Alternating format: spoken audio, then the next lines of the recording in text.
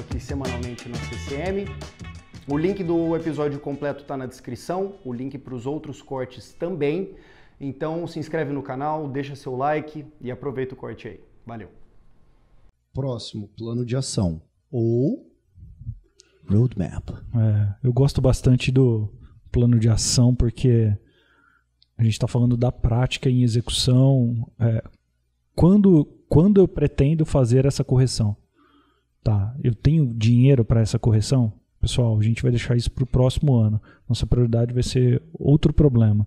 Então, nesse plano de ação, a gente vai detalhar tudo que a gente vai atacar, quando, qual investimento, como a gente vai fazer. Eu tenho um sistema que, eventualmente, não tem atualização, ele não tem melhoria nenhuma, mas eu preciso guardar esses dados fiscais por 5 anos, 10, 30.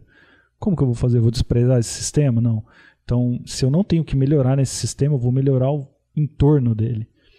Proteção de rede, melhorias de acesso, redução de riscos, um backup fora desse ambiente. Então, isso pode fazer parte do plano de ação e talvez ele não seja prioritário para esse negócio.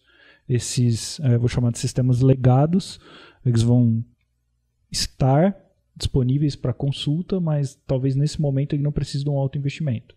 Ele já está guardado, eu ligo ele sob demanda. Qual é o meu risco? Então, entendi. É bem interessante por isso. Uma dúvida que ficou comigo aqui agora é o seguinte: se você faz esse processo de análise de gap, começa a fazer o plano de ação em cima do seu negócio, o que você faz se você percebe que o ponto mais crítico você não tem dinheiro ou recurso ou possibilidade de sanar esse problema? Por exemplo, sei lá, eu estou voltando na questão da hospedagem aqui, porque eu acho que é o mais fácil da gente entender, é o mais tangível do que a gente começar a falar de segurança, de conexão entre redes.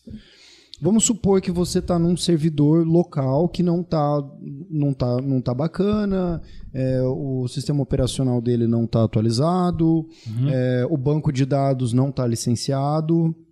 Você não tem uma análise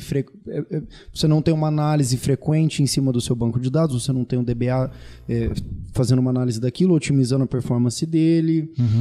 E aí você faz um levantamento, por algum motivo, de alguma maneira, você conseguiu crescer muito o seu negócio sem olhar para esse ponto. Então, como se, entre aspas, você tivesse construído um castelo sem base, numa base de areia. Cara, fui fazer uma cotação para migrar meu negócio para a nuvem e ter esses serviços acoplados, ou se não, comprar um servidor novo e contratar pessoas para dentro da minha empresa que possam fazer isso, porque nuvem e serviço terceirizado não necessariamente é obrigatório. Se você tem grana e você quer fazer isso interno, tem todo o direito do mundo. O cara não consegue, não tem grana. Como a lei é a ANPD, né, que faz a fiscalização? Isso. Como ela vai tratar um negócio desse quando, assim, teve um vazamento? Tudo que ela podia fazer, tudo que ela tinha recurso para fazer, para melhorar, ela melhorou. Mas o que causou o vazamento, o que causou o problema, ela não tinha recurso para fazer, ela não conseguiu fazer. Como fica essa situação? Tipo, foda-se, você vai ter que pagar multa de qualquer jeito? A gente ainda não sabe como vai ser. Na verdade, nem sempre obrigatoriamente vai ser uma multa. Às vezes vai ser uma sanção administrativa. E o que faz isso? Ele pode te impedir de processar dados por 90 dias. Pessoal, você vai ficar 90 dias sem processar dados. Basicamente ficar inoperante. Exato. Uma empresa que não processa dados. Ele pode ter diversas sanções administrativas, desde multa diária, em vez de aplicar uma multa enorme. Isso. Então, assim, e aí vai obrigar esses gestores a direcionar dinheiro de outro lugar para tentar corrigir essas falhas. O sistema tecnológico utilizado hoje, eu fiz um comparativo agora há pouco ali com a Fernanda. Antigamente as pessoas guardavam os documentos fiscais em caixas. E ele foi automatizado, o GED, né, o documento eletrônico, e ele continua sendo obrigatório ser guardado. Você tem que guardar durante o período. Se o seu sistema está vulnerável, o seu risco está junto. Como você corrige? Você vai ter que direcionar pequenas verbas ou grandes verbas para ajustar isso em algum momento. Não dá para ser negligente. Como a NPD vai tratar isso, a gente ainda não sabe. Ela não tem ainda um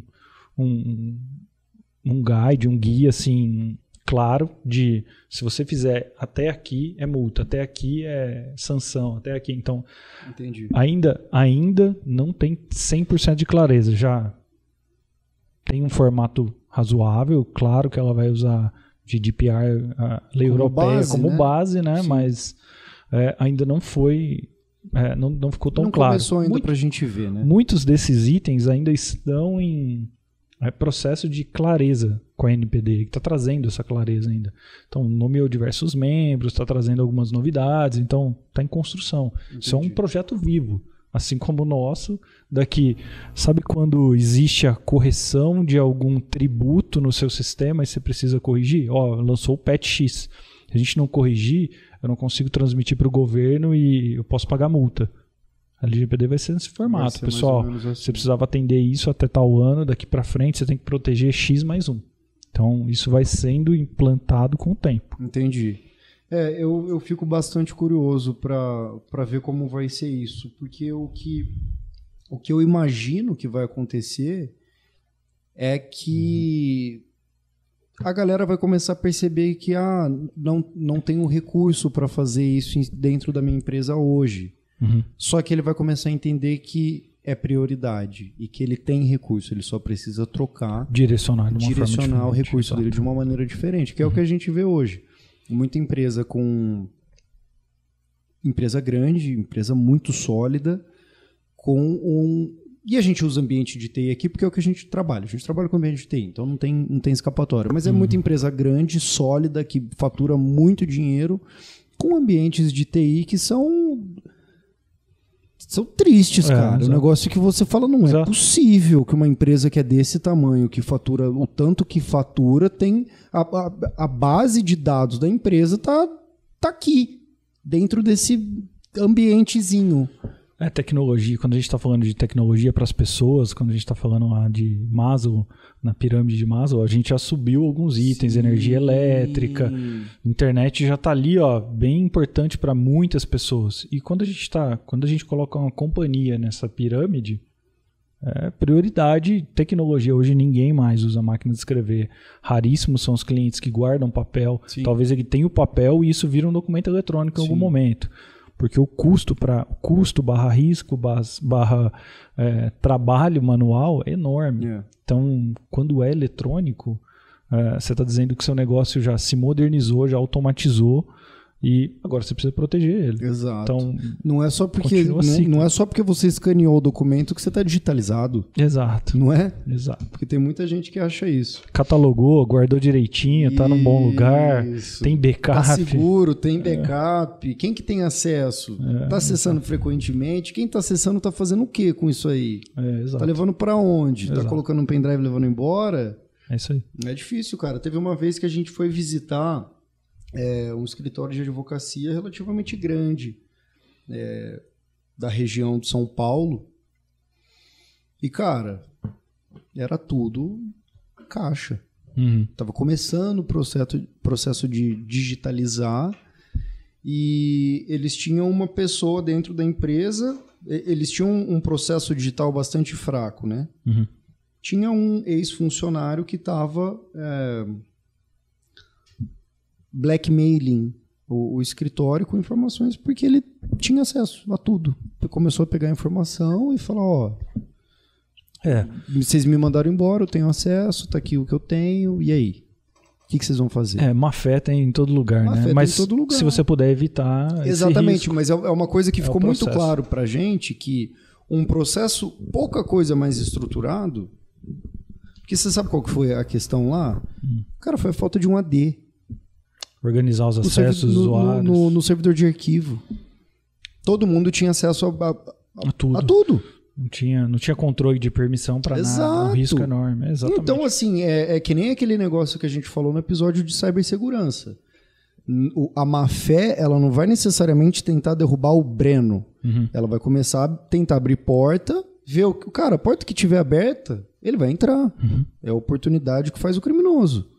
Enfim, é uma coisa que quanto mais você tem consciência de que pode acontecer e você toma mínimas atitudes para melhorar um pouco aquilo, isso já vai te trazer um resultado bom. Exato. É por isso que eu chamo isso de um projeto. Às vezes, esse time de projeto está dedicado. Todos esses profissionais estão dedicados, ou parte do tempo.